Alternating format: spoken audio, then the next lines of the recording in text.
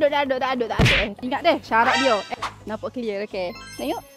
Baru paruh. Sebabnya kita dah starting proses untuk masuk barang dekat warehouse. Jadi saya nak tunjuk NKH printing di mana kita buat untuk package jenama sendiri, perfume lah maksudnya. Jadi lo ni promosi yang kita jalankan sudah tamat, tapi tidak dengan promosi free stiker jenama sendiri. Kita memang mengalu-alukan customer saya ni ada brand awak sendiri. Jadi awak boleh jual dengan brand awak sendiri, awak boleh naikkan perniagaan awak dengan brand awak sendiri tanpa keluarkan modal yang tinggi. Sebab itulah awak kena pilih NKH Perfume Maker. Awak mari, awak pilih botol, awak pilih stiker, awak pilih design, awak pilih warna.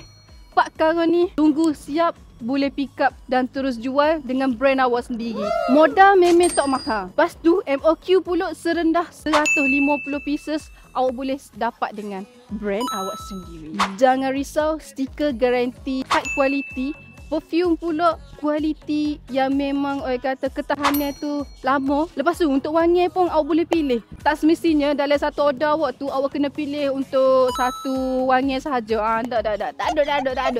Awak boleh pelbagaikan wangian dalam satu order awak. Ingat deh syarat dia. MOQ serendah 150 pieces awak boleh dapat dengan brand awak sendiri. Tapi kalau awak nak mari dekat NKH tengok lebih detail, awak boleh tengok deh. Ni contoh material stiker yang kita buat deh. Nanti kalau awak nak pilih untuk stiker, awak jangan macam pening-pening.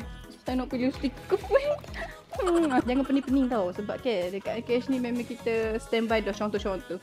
Boleh ambil go mirror, nak mahal lagi boleh ambil jenis UV-DDF. Awak boleh je klik link di bio saya ataupun saya punya team nak tahu lebih detail.